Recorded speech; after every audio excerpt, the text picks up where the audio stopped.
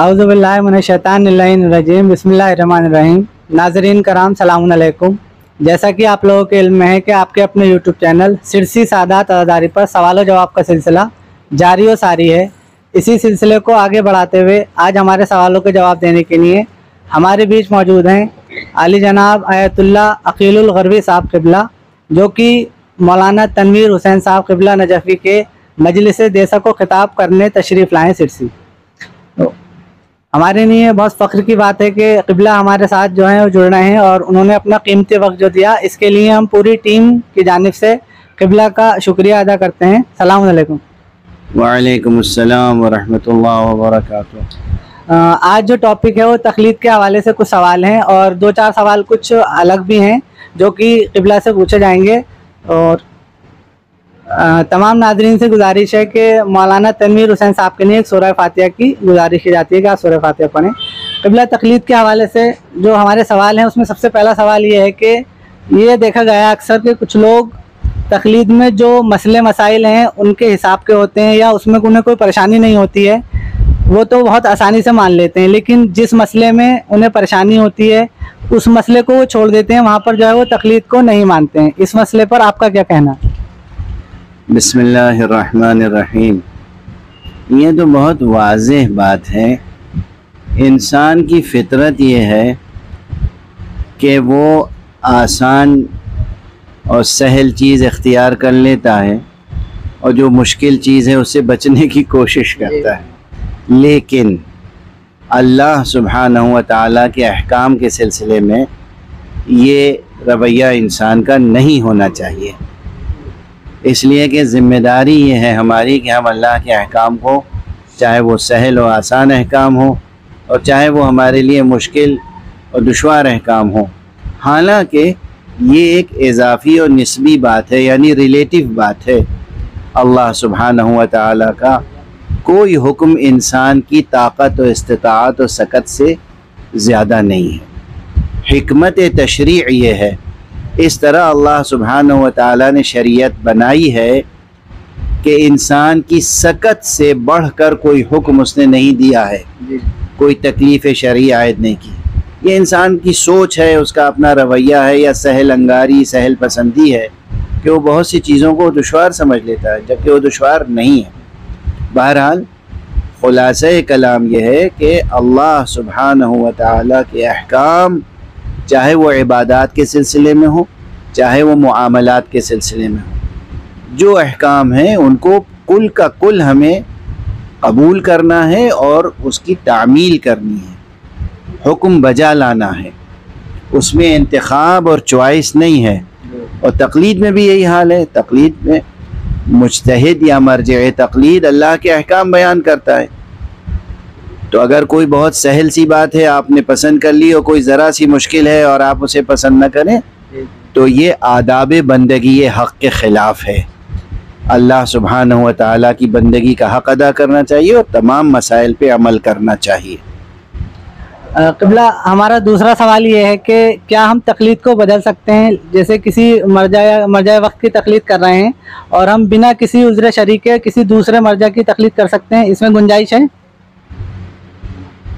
तक़लीद अगर किसी एक शख्स की कर रहे हैं तो बग़ैर किसी सबब शरई के तक़लीद नहीं बदलनी चाहिए।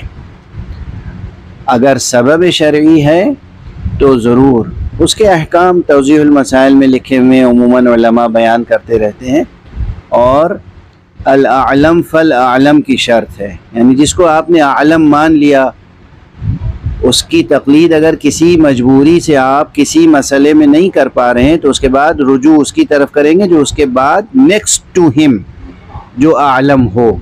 ये सलीक़ा और ये तरीक़ा बताया गया है, इसमें कोई हर्ज नहीं। क़िबला अगला सवाल हमारा ये है कि कुछ मसलों पर देखा गया है, जो हमारे नाजरीन ने भी कमेंट के थ्रू पूछा है कि कुछ मसलों में इमाम का जवाब जो है वो कुछ और होता है और जो मरजा तक़लीद हैं उनका जवाब जो है वो कुछ और है, तो ऐसा क्यों होता है? नहीं, नऊज़ुबिल्लाह, ऐसा होता नहीं है, ये समझने की बात है। अइम्मा अत्हार अलैहिमुस्सलातु वस्सलाम से जो कुछ आया है उसी की रोशनी में मर्जे तक़लीद अपनी राय बयान करता है। वो उसकी ज़ाती राय भी नहीं होती, وہ معصوم ہی کا حکم ہوتا ہے۔ عموماً اب یہ ہو گیا ہے کہ لوگ ڈائریکٹ ترجمے سے یا بغیر ترجمے کے کتابیں پڑھتے ہیں اور اپنی سمجھ سے سمجھتے ہیں کہ اس میں کچھ ہے اور فتویٰ کچھ اور ہے۔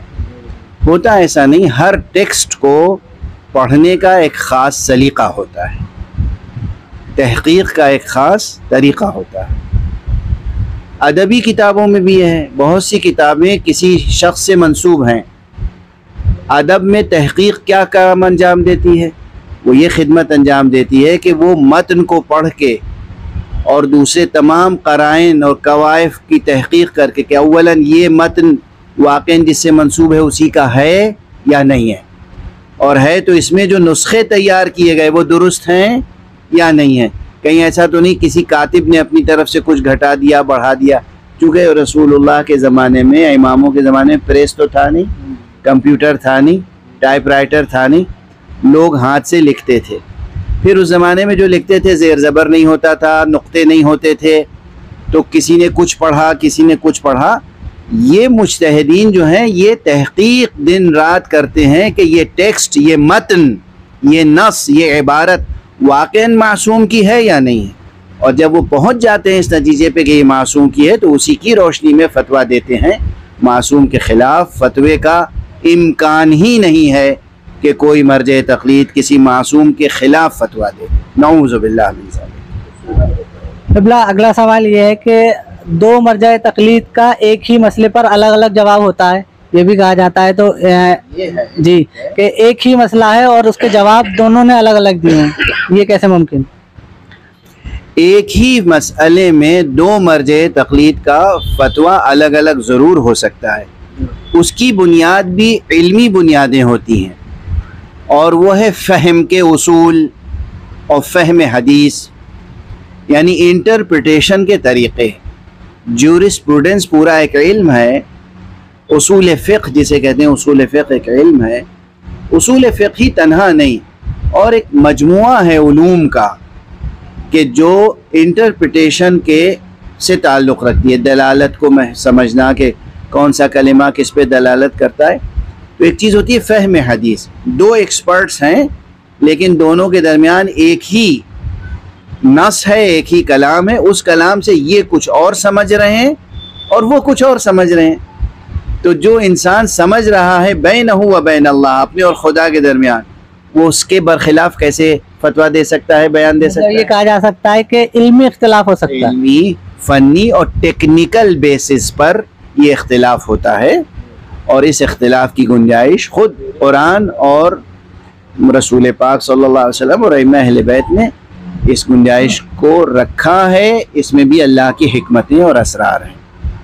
جو تقلید کرنے والے مقلد حضرات ہیں وہ اس مسئلے پر مطلب الجھے نہیں، جس کا جو ہے وہ الجھنے کا کوئی سوال ہی نہیں ہے۔ جب آپ نے کسی کو تسلیم کر لیا، آپ اس میدان میں صفر ہیں، آپ نے کسی کو تسلیم کر لیا کہ بھئی یہ عالم ہے، عالم ہے، وہ بھی گواہیوں کی بنیاد پر، تو جس کو آپ نے عالم و مجتہد مان لیا، آپ کو آنکھ بند کر کے اس کی رائے پر عمل کرنا ہے۔ ذمہ داری اب اس کی ہے اور خدا کے سامنے وہ جواب دہ ہوگا، آپ جواب دہ نہیں ہوں گے۔ قبلہ یہ بھی دیکھا گیا ہے کہ کچھ مسئلوں کو جان بوجھ کر اچھالا جاتا ہے اور تقلید کو کمزور کیا جاتا ہے۔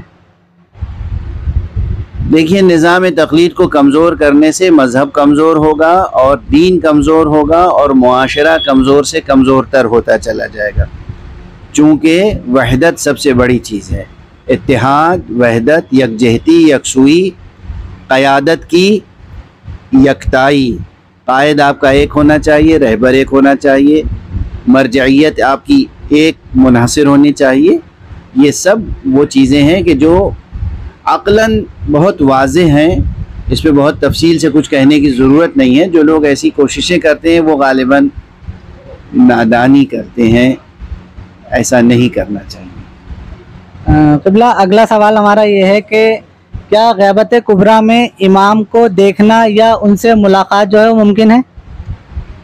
غیبت کبریٰ میں مولا کسی پہ کرم فرما دیں، زیارت کا شرف بخش دیں، یہ ممکن ہے، لیکن عموماً جن لوگوں کو شرف بخشتے ہیں ان کے پابندی یہ ہوتی ہے کہ وہ اعلان اس کا نہیں کرتے ہیں۔ और जो शख्स ऐलान करता फिरे कि जी मेरे ताल्लुकात हैं और मैं जानता हूँ, मैं मौला से मिलता रहता हूँ, हुक्म दिया गया है कि उसे झुटलाओ, झूठा है वो शख्स। लेकिन जिन लोगों को शरफ बख्शते हैं मौला, वो इस राज को राज बना के रखते हैं। गैबत असल में इधर से है, उधर से थोड़ी है।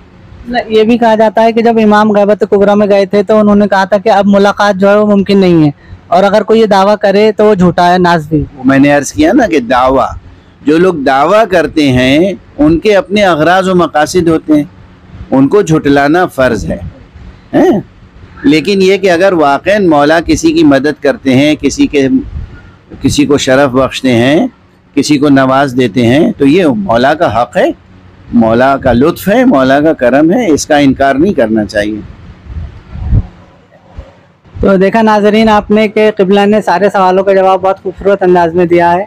और अगर आपका भी कोई सवाल हो तो आप हमारे यूट्यूब पे किसी भी कमेंट सेक्शन में सवाल पूछ सकते हैं, और बहुत जल्दी किसी भी आलिम दीन से उसका जवाब आपको दिया जाएगा। फ़क़त वस्सलाम, खुदा हाफ़िज़।